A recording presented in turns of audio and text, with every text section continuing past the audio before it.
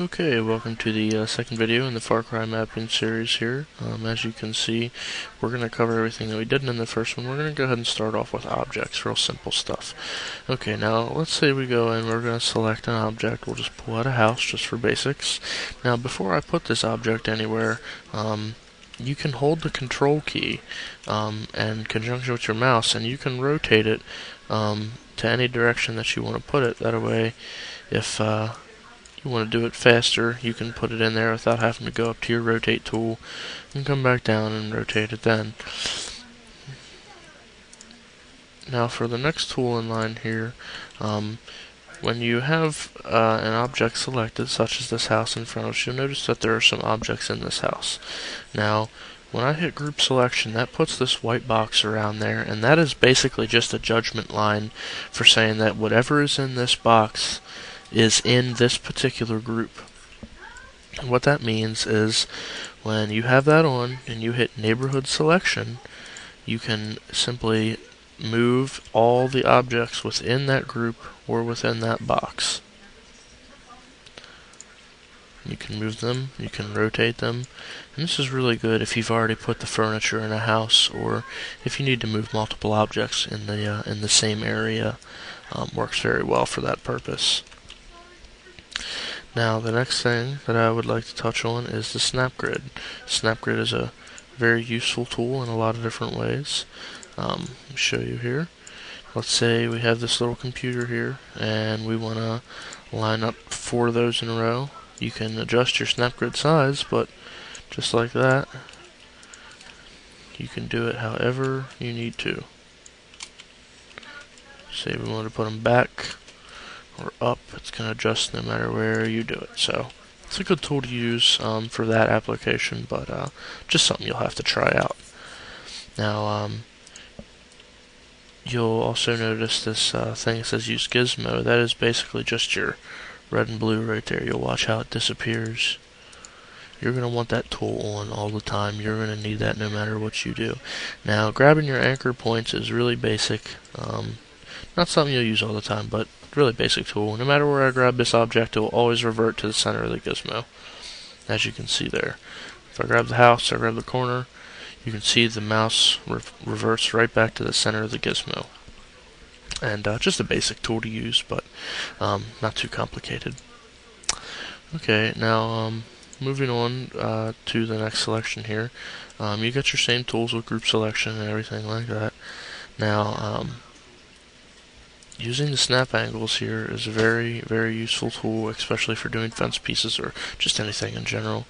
You can rotate it just like that, whichever way you need to. Very useful tool for doing fence pieces and all those such things. Now, the snap tool, this chain link here, the snap, is not something that you'll use very often.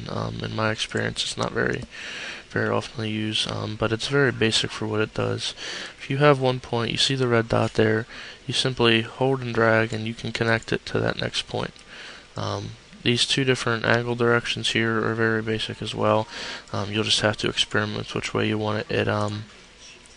It'll go either way, whichever way you plan on having it. So, as you can see, it'll just change what side it's on basically.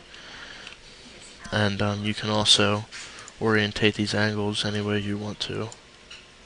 Really simple.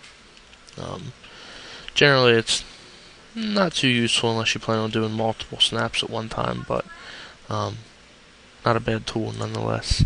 And continuing on your object selection, there's obviously a million different objects that you can choose from, and we're going to be going over object creation in a later video. And after that, we have our collection system, which is one of my favorite tools because you can do a number of fun things with this. Just show you a basic real quick. I just do want to make a note that your hardness up here generally does not have an effect on your tool itself. As you can see, you're going to put almost the same amount of stuff. It almost determines how would you say it, how thick it's going to make it, but generally speaking, the entire collection system is very randomized, and it's not going to make a difference either way.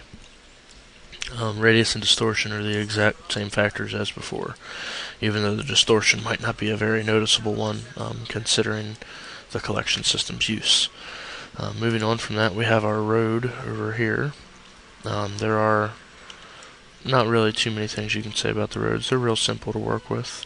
You move them any way you want to. I do want to say, however, if you left click and select multiples, you can move these all at the same time in any direction that you'll need to. And there's not really too much to it than that. Your basic tools, just select and deselect points, whether you need to add some or continuing on from there. Now, your playable area is the exact same way as the roads are. You use it any way you need to, and really basic stuff there. Your environmental factors, you want rain, you don't want rain, you want water, no water. And your time is also self-explanatory.